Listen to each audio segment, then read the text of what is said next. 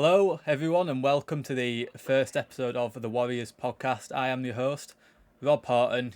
I'm sure you'll get to know me over the future episodes we record and publish to you. But for today, we've got our first guest.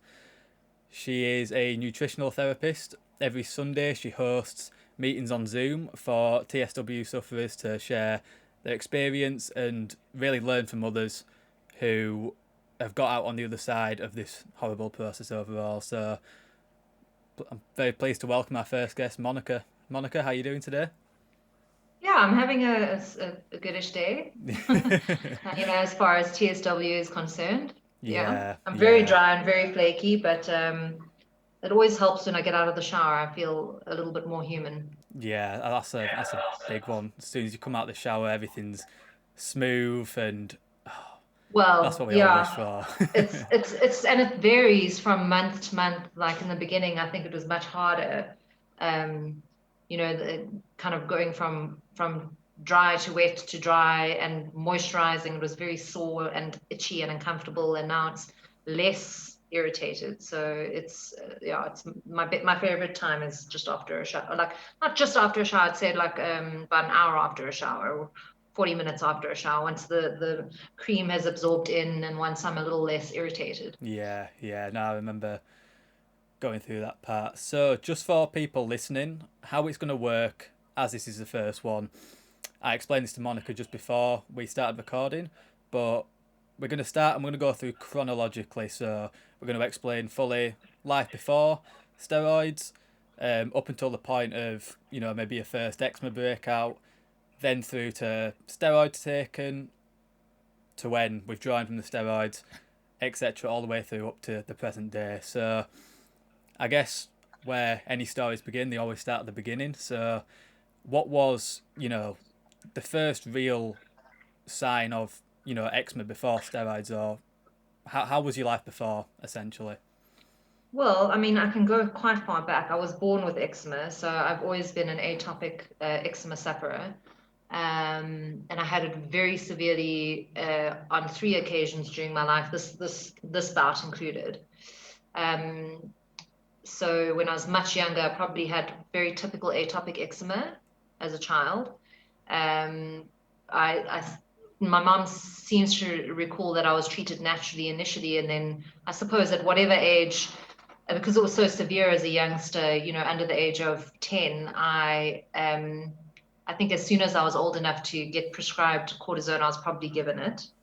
Um, and I think I used it on and off, and I've been put on diets and all kinds of things most of my life, but I cleared up quite significantly. So there was probably about 2 years of very severe, taken out of school when I was in primary school. Yeah. Lived a very healthy, happy teenage life until I went overseas on a school tour and came back. May have picked up an infection. Anyway, something triggered my eczema, topical and oral, to try and get it under control. And who knows what happened at the time, but says my internet connection's unstable. Sorry about that. It's going to come and go, I Yeah. think. Oh, that's fine. Don't worry. Yeah. Anyway, so I think in retrospect, I had topical steroid withdrawal when I was in high school as well, but no one knew about it back then, or I didn't have, I mean, I'm 38 now. So at the time, I was probably about 15, 16, 17, 18. And we didn't have masses of information available to us online like we do now. Yeah. Mostly self-diagnosed, I think most of us are. Um, at that time I just struggled for years and years and didn't know the better. Anyway, came out of it through diet, and eventually at the time I thought I came out of it through diet and some new topical things, but in retrospect it was a combination of factors and time, obviously. And then yeah, very very healthy, happy adulthood.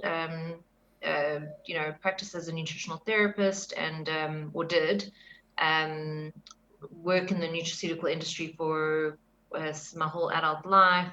And eczema was kind of patchy here and there, like a few patches on my wrists, eyes. I think I used to get a little bit around my mouth or neck.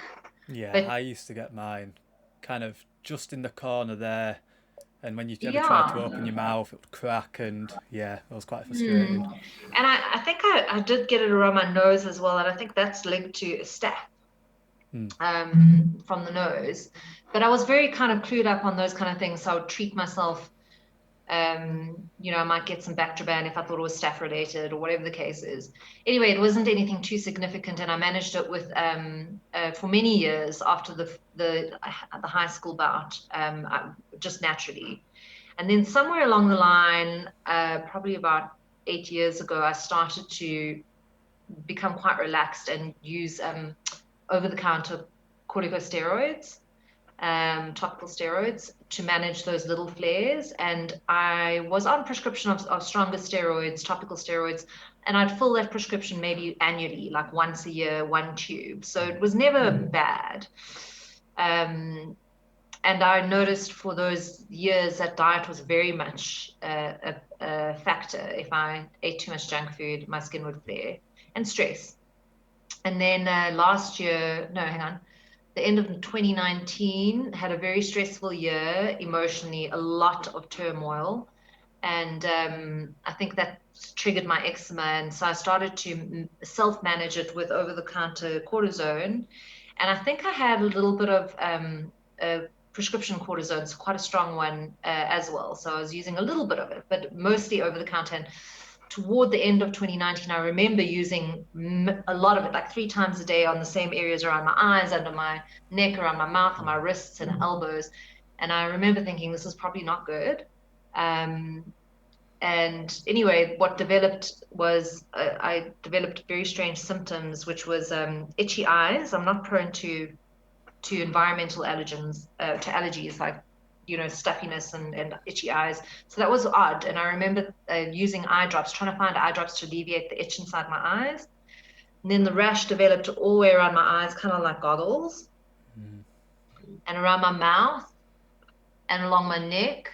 So like kind of started around the eyes, moved around my mouth, neck, arms. Did you just slowly kind of spread down the body? Was that, Yes.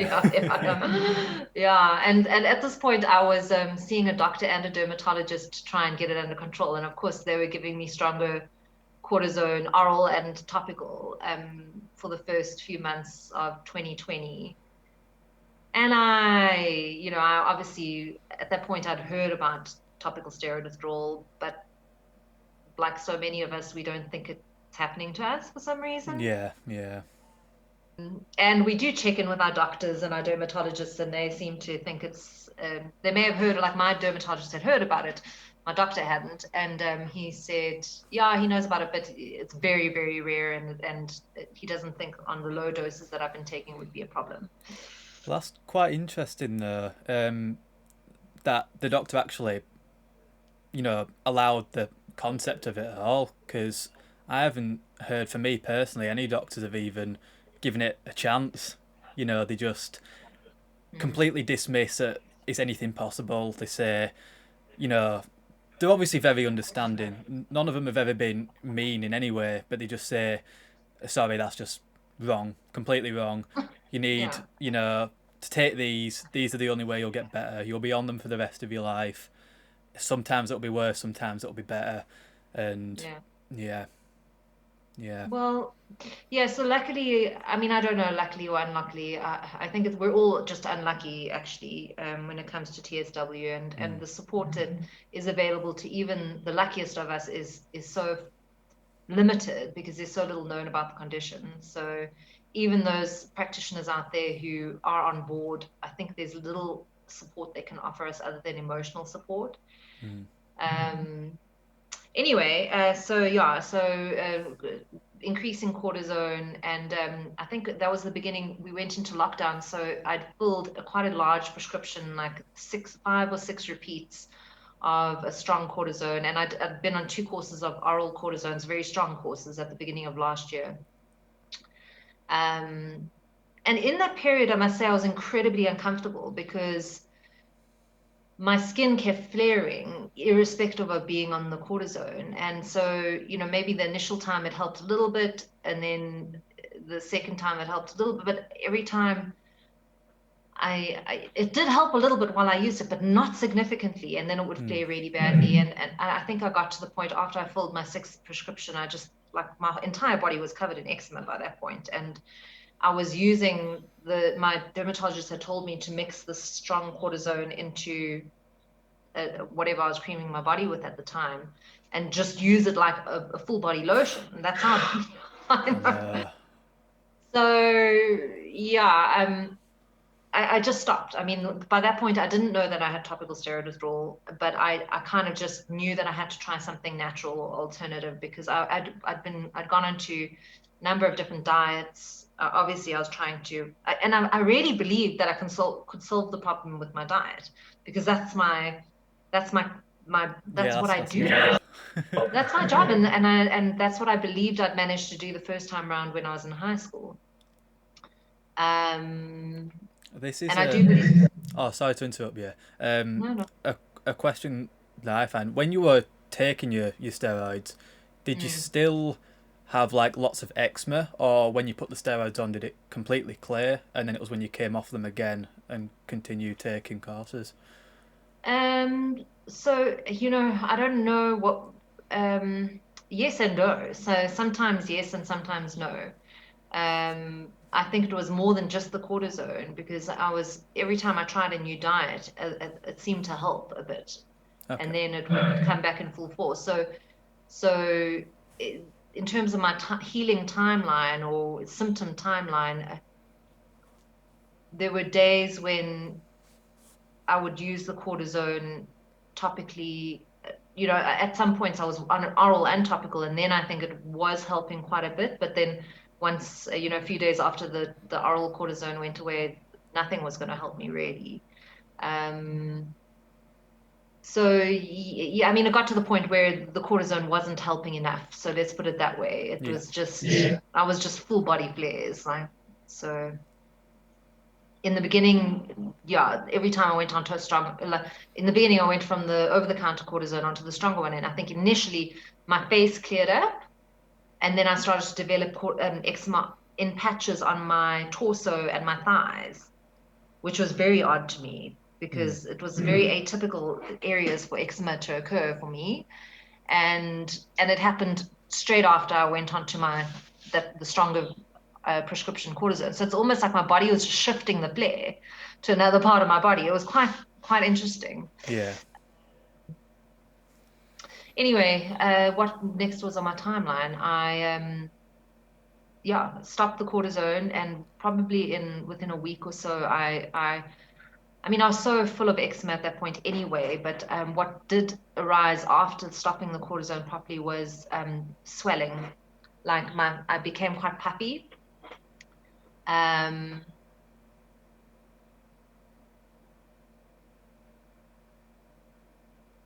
2 months as well, while I was still on cortisone, very sun sensitive. So I was developing rashes from the sun, which was very unusual for me. And I was blaming the Vaseline that my dermatologist had said I should moisturize with. And it may have been a significant contributing factor. But I think, when we stop producing cortisol, we become so sensitive to the environment. And the sun is one of those triggers for us. So proceeded to, so that was probably around the 1st of June, I stopped, 2020, stopped the cortisone. I think I used over-the-counter cortisone twice in that month, so just for a few patches that were unbearable. And then I just stopped, and I have just been dealing with the symptoms ever since, really. Yeah. And so the symptoms have gone from incredibly lots of changes. My gosh, my symptoms, the rashes changed constantly. I think in the early days, when I initially stopped the cortisone, I was dealing with a lot of swelling, a lot of oozing. My skin was not as dry as it is now, or has been in the past few months, but so sensitive, like going in and out of the shower was almost unbearable. Any change of environment was almost unbearable. Getting dressed everything was Like, I mean, I want to say it's unbearable, but you do it, you know? Yes, sleep, another big one.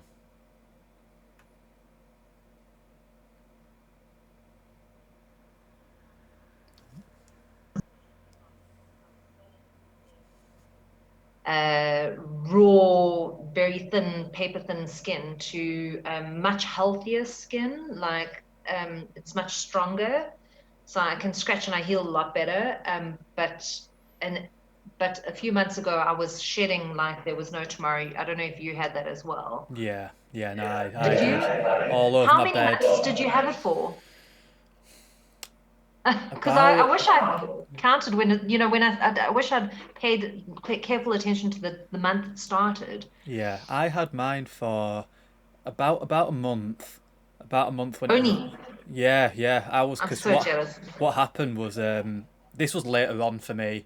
Once I got into my first seriously full body flare, and it was, as you'll understand, it was unbearable. You can't sleep, you're itching, Yeah, you get out yeah, of the shower, which is your one comfort, and then as soon as you get out, just boom, a yeah. couple hours later you go red. But I obviously heard about NMT and stuff, and I went straight onto that, and that really helped with Oh, the oozing. The shedding was like you could pitch like flakes off your bed. yeah, You'd yeah. have to hoover it.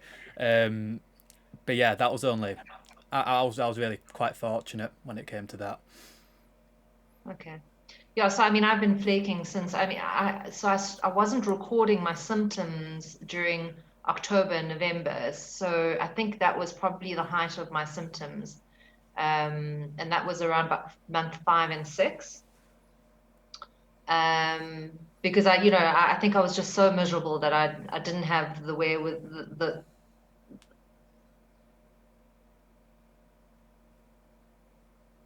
I was just coping at that point.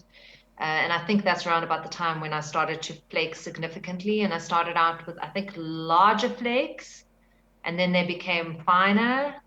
And now I can tell you something. If I eat really clean, I mean, I know it's working for me. And I'm struggling because now it's been so many months of restrictive dieting and all the Mm. stuff that it really does my head in. So when I eat badly, I flake more and my skin's more irritated. And when I eat the way that works for me, my skin can clear up not clear up, but at the end of a week of eating that way, my skin is less flaky. My hairline is less itchy. Like, this is the other thing, that I started to lose my eyebrows on the edges and Mm. lose my hair from scratching in my hairline, which is very unpleasant. But everything's unpleasant in topical steroid Yeah. withdrawal.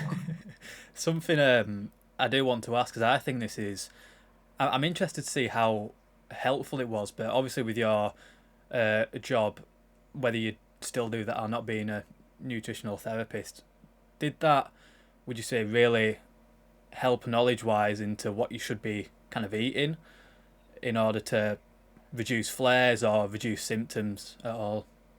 It's really hard to say because the conventional approach doesn't work for us because we've become so highly sensitized. Well, this is my theory, right? I mean, Mm. this is based on N of one and other people's opinion. What I've heard in our TSW Facebook groups and whatnot is that we become hypersensitized to everything.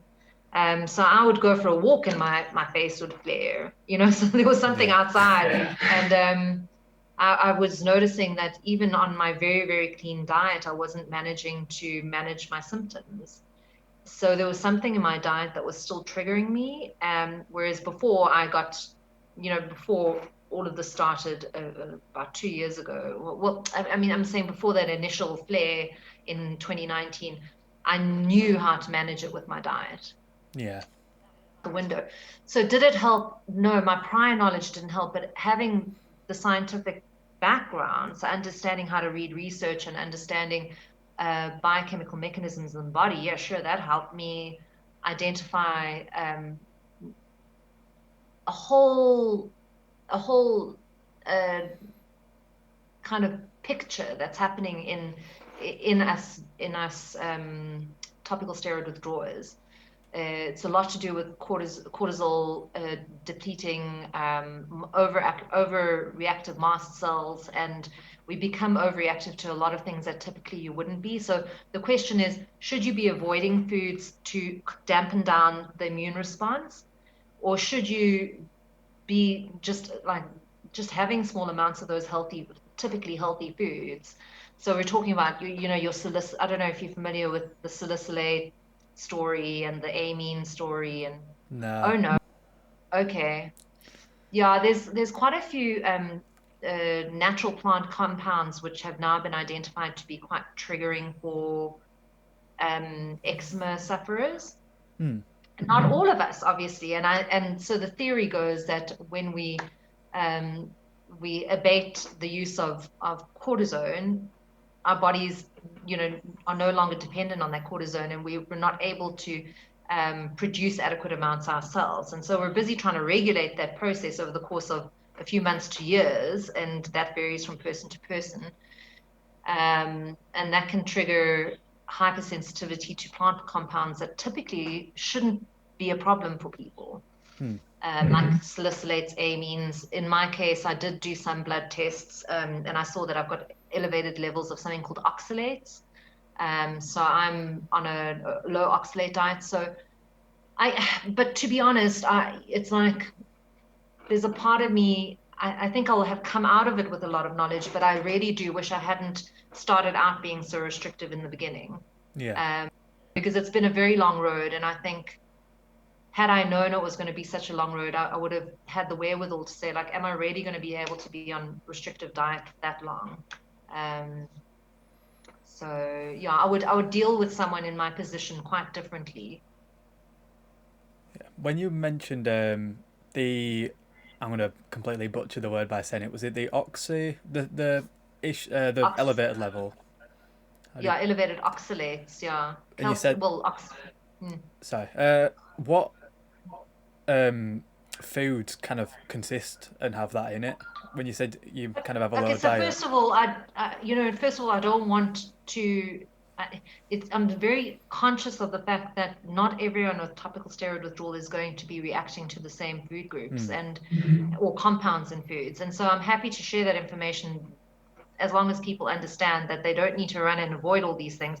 They could do the tests for themselves and see if they have elevated levels. So the oxalates are high in grains, and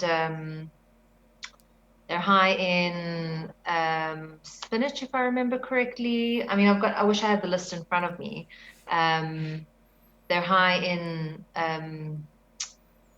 oh gosh, there's specific foods that are particularly high in them. A lot of tubers like potatoes are higher oxalates. And so there's a lot of contradiction in these kind of dietary approaches that a lot of topical steroid withdrawers will be familiar with. Like they will be familiar with the Karen Fisher's low salicylate, low amine diet.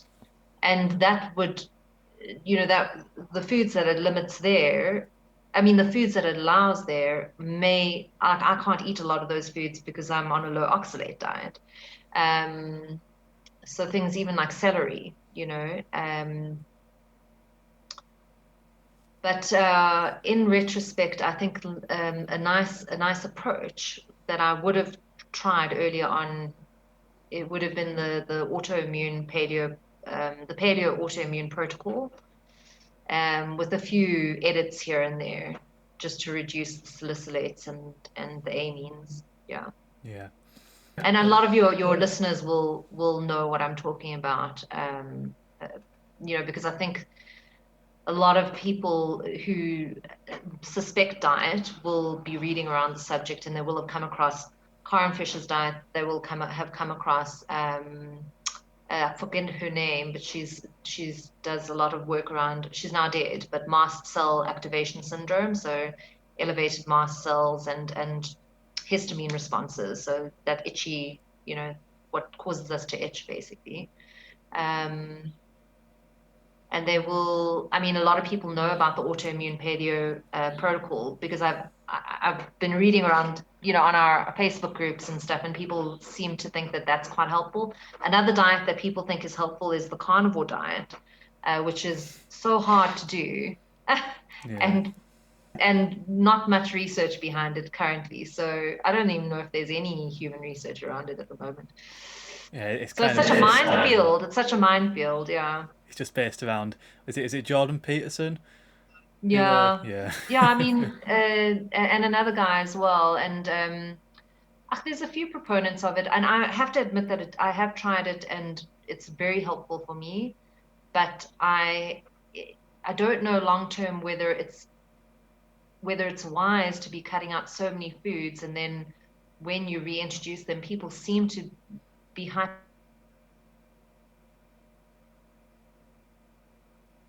at an immune system level. I don't know. I don't know if I want to put myself in the position to to to be so sensitive to these foods. I'd rather be slightly sensitive. Mm. So I work a lot with fasting and a little bit of, I focus on a carnivore-ish diet, um, and then paleo autoimmune protocol, a little bit of that, a little bit of this, playing around. Like it's such a minefield, yeah. But I think if I was seeing someone like myself guiding me through the process, I think it would be very different. It's hard to be your own practitioner. It really is. Yeah, this is something that was considering doing myself, a carnivore diet. Um, Yeah. so what is like your day of eating on the carnivore diet? Just out of interest. Well, it varies from day to day. I think everyone does it differently. So sure, there's only animal products that you can eat, but so I would, on a day of carnivore, I will eat. It's all free range, so I order in from a free range butchery. So low hormone, no hormones, unless necessary, free range, as organic as possible meat. And so I'll have beef and I'll cook it I've got a pressure cooker, so I cook it until it's so delicious and soft. And I'll have it with ghee and salt. Mm.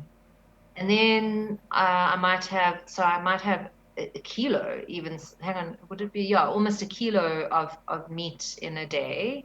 Wow. I know. So 500 grams at a sitting. I mean, it's those on hungry days, and some days I'll have less.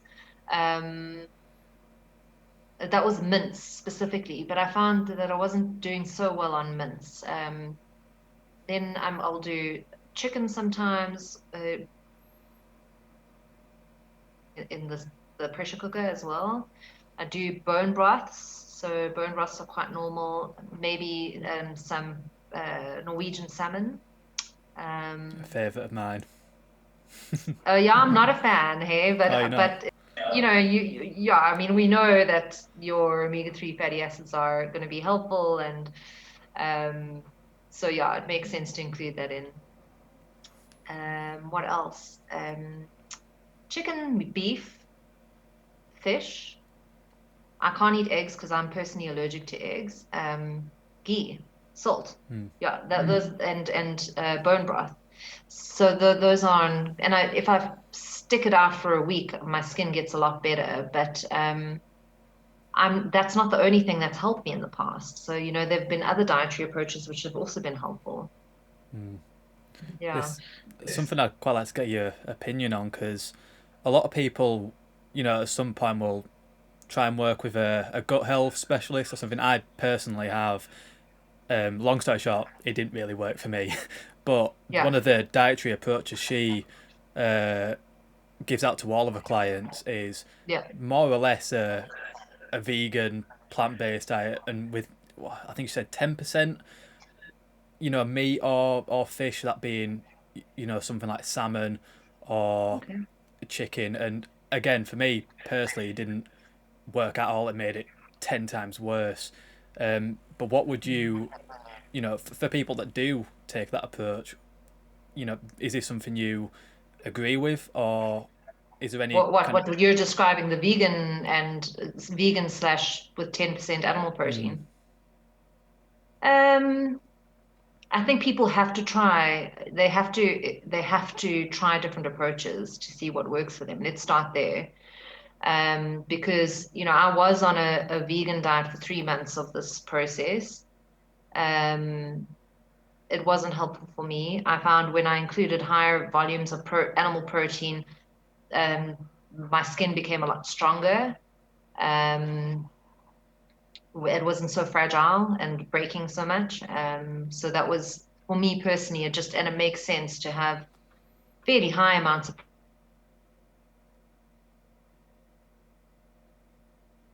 it on a daily basis. We're shedding, so it just makes sense to replenish that, but not necessarily so much. So, if you can eat as many vegetables as possible without them triggering you, if you're one of the lucky ones, then great, eat them.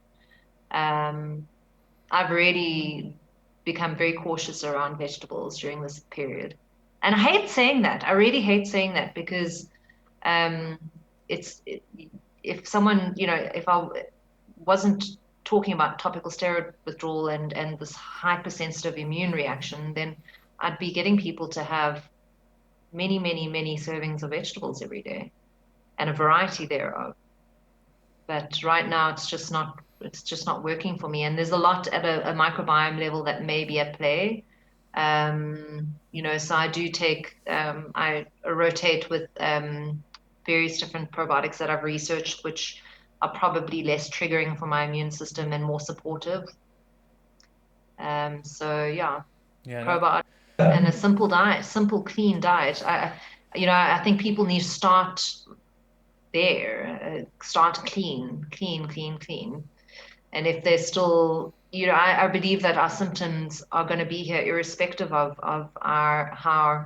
irrespective of strict diets put into place. But although I do think that there are a few people who have, as you've heard, gone onto the carnivore diet and their symptoms have become so significantly relieved that they're much more functional. I don't know if it's completely cleared it up for them, but it almost seems to be the case. So if someone's willing to do that and they're not going to develop an eating disorder, which in a way I have, because when you go on to, what I found is when I eat so strict for a week, all I want to do is eat everything in the shops the next week. So it's not sustainable for me, and there will be people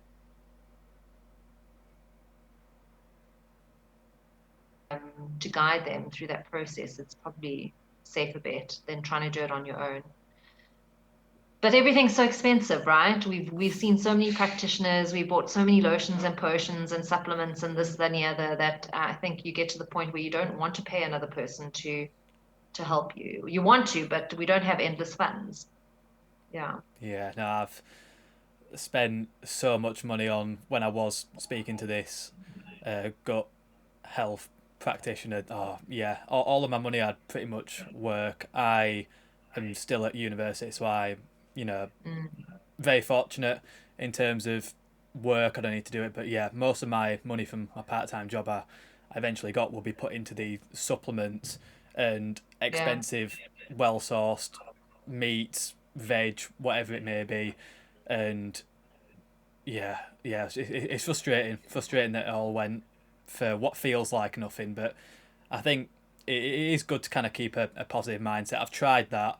I know it doesn't work for me, and you move on and try and find whatever works best for you to try and heal your skin or whatever works, whatever's the most relieving.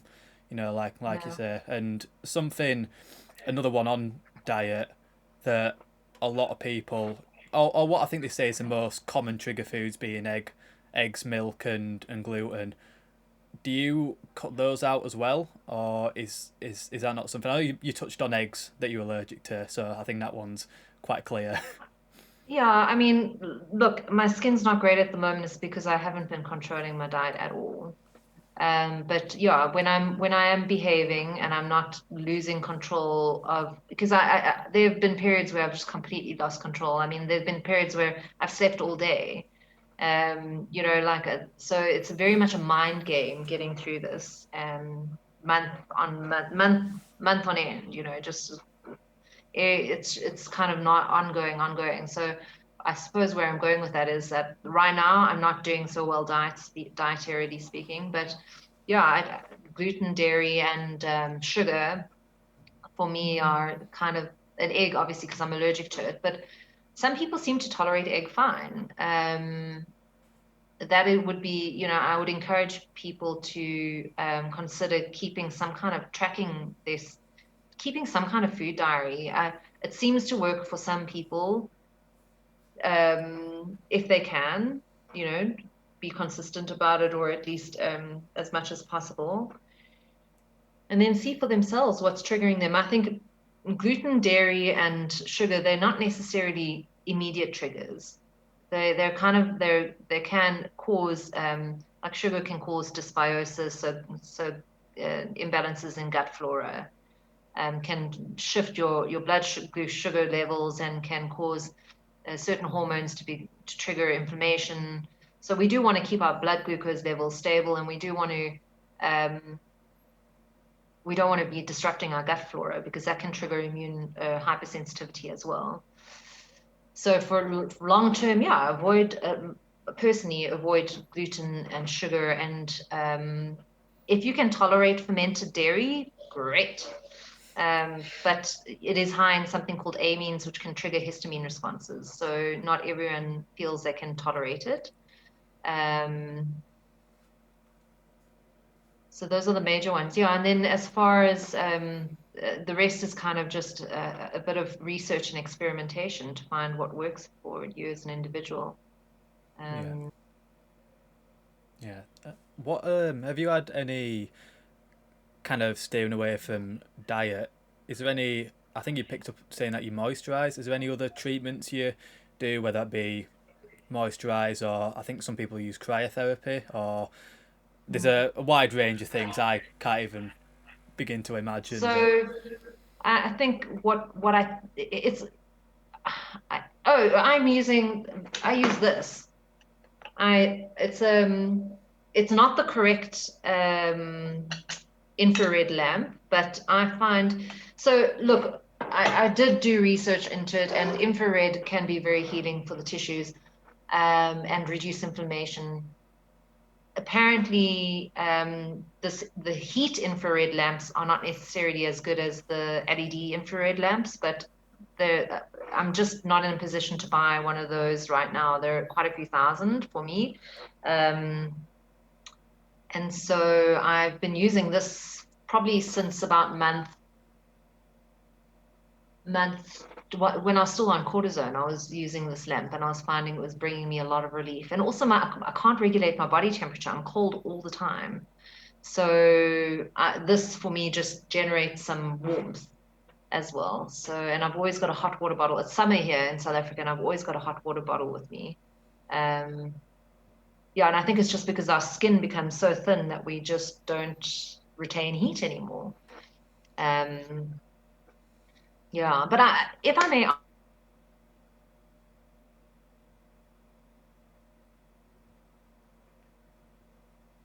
so would you be able to repeat that? I just cut out for a second. Do you mind me asking, what kind of diet have you found helpful? Because you said you buy clean meats and veggies, and what do you find helpful for yourself? Yeah, Or what do you find? Because you seem quite clear at the moment, so maybe when you were flaring. yeah. I'm very fortunate in my older sister is actually, um, I believe she's either done a master's or she's got a degree in nutrition as well. But she Mm, focuses a lot more on female hormones. Um, mm, so I managed to get a free kind of skin prick blood test and find out mm. my food allergies, which consisted of pretty much all the ones you can imagine: gluten, dairy, egg white, not egg yolk, which I found quite interesting. You might have better ideas on that. Coffee, oranges, brewer's yeast. What's the other one? Yeah, those seem to be the main ones. And since I cut out them foods, it was almost within a couple of weeks. My skin went from being really red, bumpy, and it cleared up a lot very very quickly. Great. Yeah, which was incredible. And I think also combined with summer, I find in both times when it gets to around summer or the weather picks up, my skin just clears massively. I basically don't even feel anything, and Oh, and wonderful. yeah, Mm, and then once I get round to winter, it starts to just slowly just creep back up. It could be to do with me getting out of the bad stage and think, you know what, let's go out, let's go drink with my mates, or let's stay up late Okay. and drop Yeah, yeah. everything. Um, but yeah. But surely you'd be doing that in summer, not in winter. Don't you? We hibernate in summer. But we've been through lockdown, so who knows? Okay, cool. Okay. It's confusing. Our seasons have not been regular. I think our behavior is not as Yeah, seasonal as it typically would be because we've been in lockdown on and off for the past year. yeah, and this is another one is quite thankfully. It sounds awful because coronavirus has affected so many lives, and you know if you work, if you've been dropped off for work, but for me it really helped with just focusing in on healing because Mm, you're at home and mm. you get I don't believe people should be, obviously everyone gets bored, but I always think there is something you can do to, you can learn more things or keep yourself entertained. But thankfully lockdown has really helped, and I think quite a lot of people with experiment with what works for them. For me in Mm. particular, I could really focus on my healing, especially in the first lockdown, and that was where I saw massive changes and improvements in my skin. Whether that helped for you or not with lockdown, I know at the beginning Oh, quite a lot doesn't seem to help at all, but yeah, no, I think mentally it was great just to not to have to leave the house, not to have to see people and not to have to put on clothes and, because basically everything I wear is inside out, so the seams don't irritate my skin. And, I've had to buy like baggy, loose kind of flowy things that are comfortable to wear around the house, but not necessarily, I've lost all sense of glamour and style. Like I haven't looked you just your sense of self just completely goes out the window. And I say it with a smile on my face because I try and stay optimistic, but it's a real I don't have any good words for it. yeah, It's a real mental challenge. And but I did want to say, because you did ask what things I found helpful in managing my symptoms over the course of TSW, and we did mention the ultraviolet light, the infrared light. But the other thing is, my mom was always saying to me, get yourself a humidifier. Especially when my skin started to get really dry. Do you know what a humidifier is? no, Okay, it's you put water into a container and it generates. I've got it going there, and it generates. Oh, my sleepy brain. It generates. It humidifies the air, basically. It humidifies the water and it mm. condenses into these like just it's just billowing. Uh, Gosh, I really want you to edit this out. It keeps moisture in the air. Yeah, Yeah, no. yeah, When you said humidifier, I was like, "What's that?" But once you know, humidity in the air, yeah. it makes sense. That was just me being stupid. No, yeah, shame. And my vocab is. I'm so glad that I'm not actually seeing clients face to face. And yeah, I work from home, but I'm mostly working online. Kind of a lot of writing and emailing and meetings and stuff, but I don't have to be that presentable and I don't have to have my head screwed on that well. So when I'm functioning on 2 hours of sleep a night, it's not the end of the world. But if I was out there in the world having to face people every day, I think I would really feel challenged. Yeah, and even besides from work, just there's no fear of kind of missing out of anything for other people that are going through TSW. It's Mm, kind of, oh, we're in lockdown, this is awful, I should be out partying, having plans. mm, Whereas I agree with them, I say, yeah, it's awful, but really, it's just, you don't miss out on anything. You don't need to worry if you do go out about, do I wear long sleeve shirts so that your elbows are mm. covered or Yeah, all that. absolutely. It takes a massive load off. Yeah, being in lockdown. We're so fortunate. And I've just thought, I don't know how people have managed to do it without lockdown. I don't know how people manage to go to work. There's no way that I can put on clothes and go to work every day. Like, no way. I Yeah. can't bear the discomfort. Yeah, the other thing that I found helpful is moving over to using beef tallow as a moisturizer, which sounds basically from a local butchery. And yeah, it's use it as a moisturizer. So that I found really reduced some of the itching and the inflammation on my skin, um, which Yeah. was helpful. Salt baths, bathing in salt water, that I find helpful. In the earlier days, I think I was getting, shortly after stopping the cortisone, I was getting things like, are you familiar with folliculitis? Sorry, folliculitis. No. Okay, so it's an infection in the hair follicles. What looked like an infection in the hair follicles. So little like pustular bumps on the skin, and I found that quite disturbing because it's one thing to have a rash that itches and is sore, but it's another thing to think you've got an infection. And so in the earlier days, I was constantly going back and forth to the doctor. I was inquiring about getting skin grafts, and I got put onto antibiotics twice at my own request, which probably wasn't the best thing to do in retrospect, because there were, I think, I was suspicious of infections, but I think in the early stages of TSW, that's just what happens. Our immune systems are suppressed, and well, actually, uh, we're actually quite reactive to everything, but I think we're not managing to control that inflammation, and so we tend to maybe pick up a few things, or maybe the general consensus is that we're not actually getting infections. But I think we probably, the point of my story is that it's very unnerving thinking you've got an infection. So at that stage, it's nice to use some salt water or just to mix salt into your bath, which I suppose is going to be antiseptic to some degree, and then rinse it off so that you don't dehydrate your skin too much. That I found helpful. Yeah.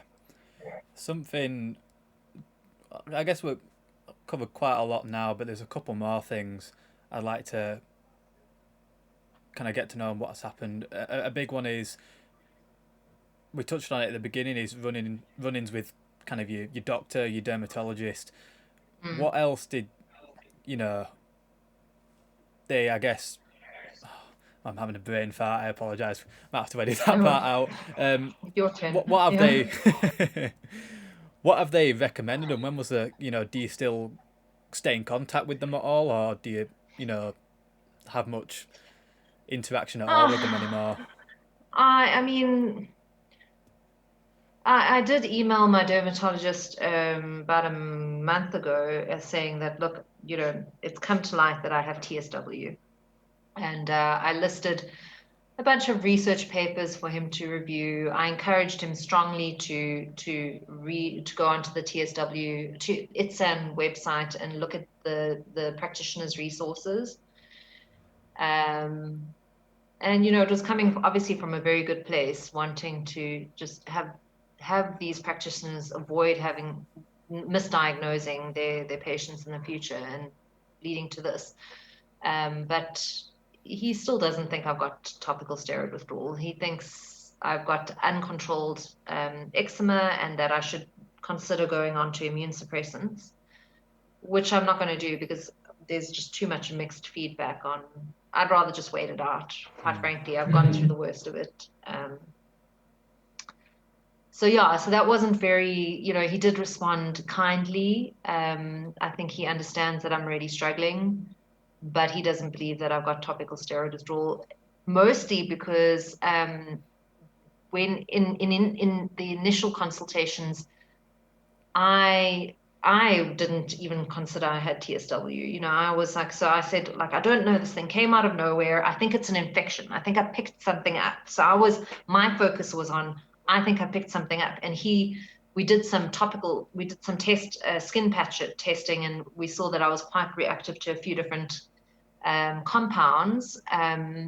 And so his focus and my focus kind of took that route. We were like, oh no, it must be a topical allergen, contact dermatitis. And he did ask me what was my history of cortisone use. And at that point I said, well, I've mostly just been using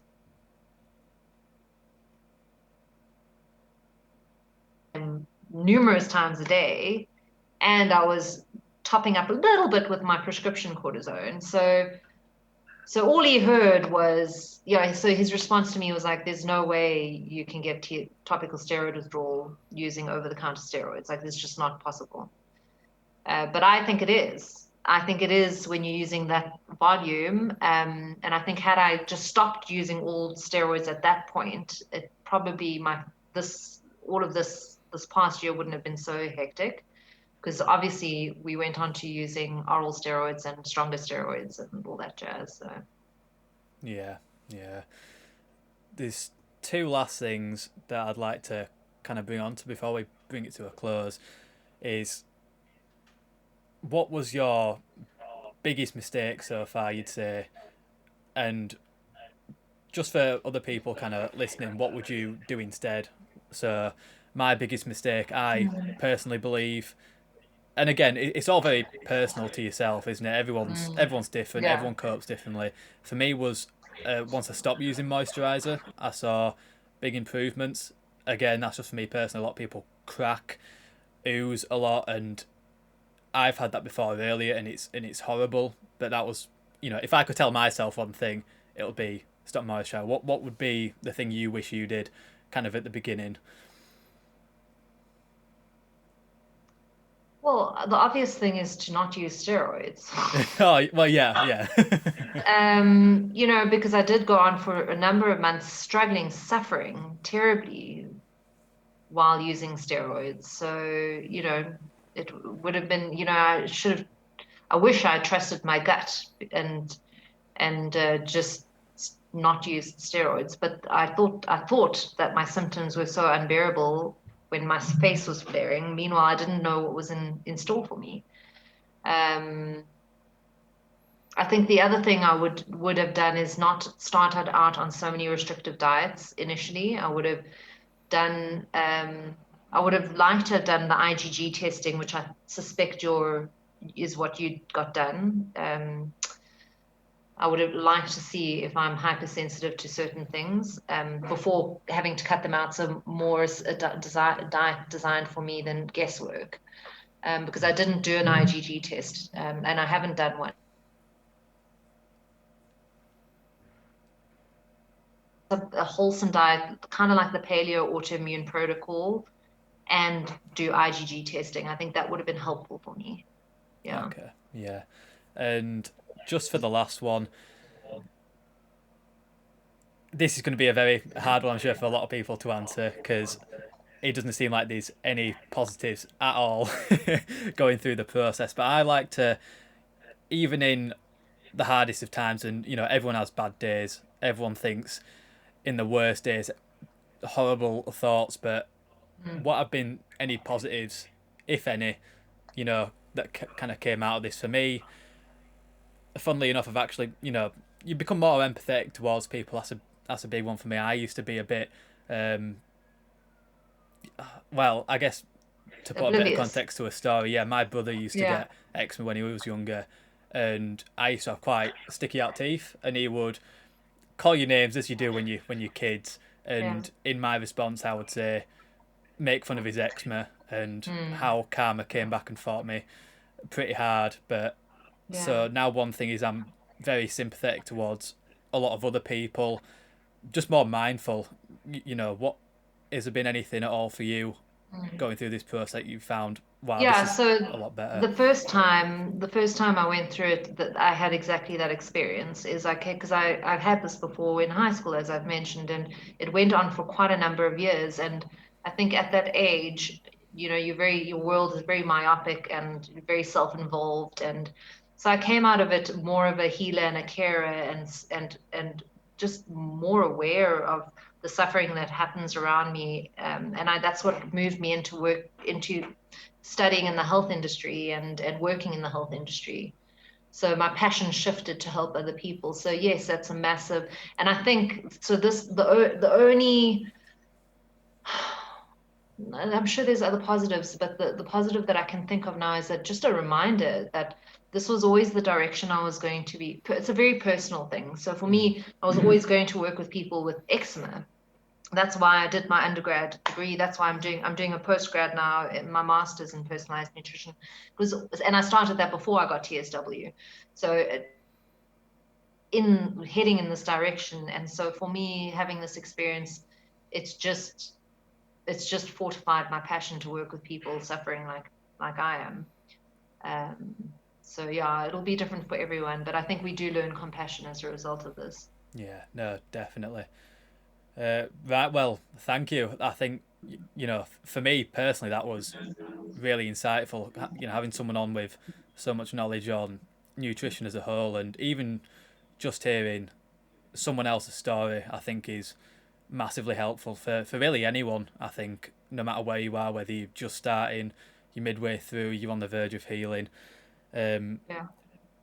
Again, if you'd like to, I guess, just give details on your Zoom call that you give on Sundays for anyone Mm. that might want to join. Okay. So, well, first of all, let me just say that we only started it 2 weeks ago and we haven't had any respondents. So I think there's a massive need for it, you know. So I was sitting there last night at 8 o'clock waiting for people to arrive, and no one arrived. So at about 50 I switched off. I'm desperate to have someone to chat to on a tough day, you know, and Yeah, because I go through very, very lonely, dark times, and I would like to be able to connect with someone who's in the same boat as me and just kind of really have a heart to heart. And so I started, yeah, this Sunday night 8 o'clock session, SA time. So that's, I think, 2 hours. That would be 6 o'clock your time in the UK. For anyone. So it's on ITSAN. I'll post it on ITSAN next Sunday night as well. Just a reminder for the link, the Zoom call. Anyone who's either suffering with topical steroid withdrawal, who has had topical steroid withdrawal, who's interested in helping people with topical steroid withdrawal, or who is a partner or loved one or family member of someone with topical steroid withdrawal, is welcome to join. And it's just for us to connect with each other and just be there for each other. yeah, So yeah, there's that. And then I do have a YouTube channel called Monica Loren. And I will be posting by the end of today, I'll post my timeline. So if someone wants to see, from start to finish, my symptom timeline, then that's something that might be useful to other people. yeah. No, that's very useful. And make sure you go check it out, because photo timelines, I've done one myself personally, but watching other people's, in a really dark time, even when you get stubborn patches as well, really helps just know, particularly if they've healed, or even just to be able to relate to someone that they're Yeah. going the same thing as you is huge. It's really helpful. Yeah, Yes. yeah, Yeah, exactly. It's yeah, like, okay, that's where I'm at. I'm busy flaking. I'm flaking so much that I can't sleep in my own, that it's sticking to me, it's itching me, all these flakes. And then you see someone's timeline, you're like, oh my gosh, they came out of it. Okay, I'm gonna hold on. yeah. Yeah. All right, Yeah. great. Well, thank you. I'll Thanks, put an end Rob. to it. No, thank you, Yeah, Monica. That keep was up the really good great. work. Yeah, you too. You too. I'll definitely be checking your YouTube videos out, and I'll be able to hop in this Sunday. I couldn't. I saw my dad for the first time in a month due to lockdown, Oh, yeah, but this yeah, week yeah. I'll definitely make sure I'll clear a space, and I'll come talk to you. And hopefully other people that have listened will also join as well. Yeah, Yeah, everyone's welcome. yeah. All right. Thank you very much, and Okay, I'll see you soon as well. great. Thanks, Rob. Take care.